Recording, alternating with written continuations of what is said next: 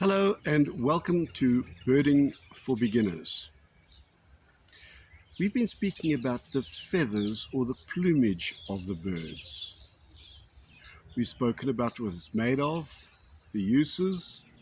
We've spoken about how the colors sometimes go wrong. Now let's look at some of the different definitions or what the colors are on the birds. One of the things we hear is the pied kingfisher, pied crow, pied wagtail. There are many of these birds that are called pied. Where on earth does that come from? Well, pied is when an animal has two colors of fur or two different colors of feathers, usually black and white. It originated in England where they had a bird that way back, in the 13th century was called a pie. And then they used that word and it developed into a pied or as the pie bird. So you got a pied crow as well, because the pie, or the magpie as we know it now, was two colors, mainly black and white. So that's the origin of pied. It comes from the English as of a pie. Now there's a whole new fascinating variance when it comes into bird plumage. Birds actually molt their feathers about twice a year. And you can imagine they don't go out and change their clothes. Rather, they change their feathers. They let the old ones go and the new ones grow out. That's fine if they remain the same color. But what happens when they want to impress the ladies in the summertime? Then they change from their drab winter coloring to their new dapple summer coats. We see that in a lot of the weavers. We see it in a lot of the ducks as well. So what actually happens? Well, during the beginning of summer, early spring, they start growing out speckles of the new color.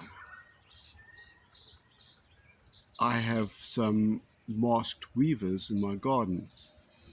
And first of all, they change just a little bit of yellow and their feathers around the head start going black. And eventually, after a few weeks, they are no longer brown, a little bit of yellow, a little bit of black. They are brilliant yellow, with a black head, ready to impress the ladies. That's great for the birds. But for the birders like you and me, we look at these things and all we really see is the colors. So tell me, how then do we identify these birds? Well, when you're talking about the feathers, there are general feather patterns. Take, for example, the red bishop. The red bishop has a distinct patch of feathers above the eye, particularly in summer. And these little brown jobs, or LBJs, can be recognized fairly conclusively by that patch, the fact that they've got bills that are ideally suited for eating seeds, their size, and how their legs are, how their legs work. And that's how we can identify those birds. Also, birds don't live in all habitats. Each bird has its own area in which it inhabits. Some of them are very marginal, and they only inhabit just a very small area. The Trogon only inhabits very moist forest areas. Difficult to see, but that's where you find them. If you go to somebody and they tell you they've seen a Trogon in the middle of Kimberley, you can say, "Ooh, really?"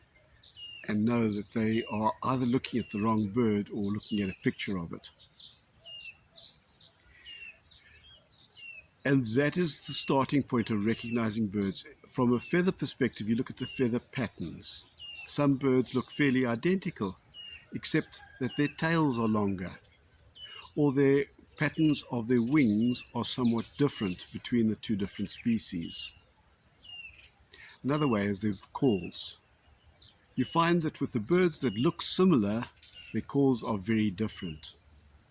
And the birds that call similar, their feathers or how they look are very different. So they've been beautifully created, so they are each very specific individuals. So we'll get into this later. How do you then identify a bird? Well, it's by a process of elimination. As I've mentioned, you won't look for a Trogon in the middle of Kimberley. But then again, you won't look for a Orange River Corsa down in the KwaZulu-Natal coastal bushlands. They live in different habitats. Hope you enjoyed this. Have a good day, and we'll see you later. See you on the next video.